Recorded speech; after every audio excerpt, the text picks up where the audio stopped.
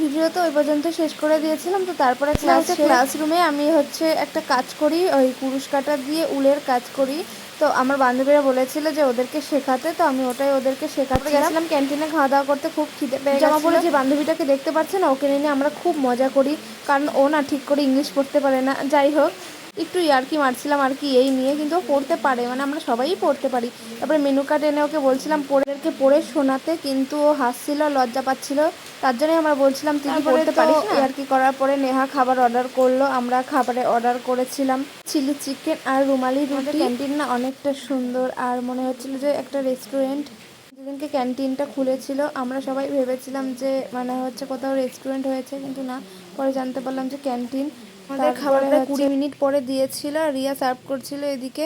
আমরা 2 পিস করে রুমালি রুটি আর চিলি চিকেন খেয়েছিলাম, আর খাবারটা মোটামুটি ছিল। এর আগেও একদিন আমরা এটা খেয়েছিলাম, সেদিনকে টেস্ট ছিল। কলেজে গিয়ে ক্লাস করি আর না করি, কিন্তু ক্যান্টিনে গিয়ে খাবোই। যখন আমাদের ক্যান্টিন ছিল না, তো কলেজের সামনে সবাই মিলে ওখানেই খেতে যেতাম, না হলে যেতাম পৌরসভার ওখানে খেতে। তো ওখানকার খাবারও বেশ ভালো, আর ওখানে গিয়ে আমরা খালি বিরিয়ানিই খেতাম। বিরিয়ানি খেতে খেতে মুখটা পচে গেছিলো, তো ক্যান্টিনটা হয়ে ভালোই হয়েছে। খাওয়া শেষে নেহা নিয়ে এসেছিলো পেয়ারা, আর ওটাই আমরা ক্যান্টিন থেকে চাকু নিয়ে কেটে খেয়েছিলাম। আর সবার শেষে গেছিলাম আমরা কেনাকাটা করতে মলে। তো নেক্সট পার্ট দেখার জন্য সাবস্ক্রাইব।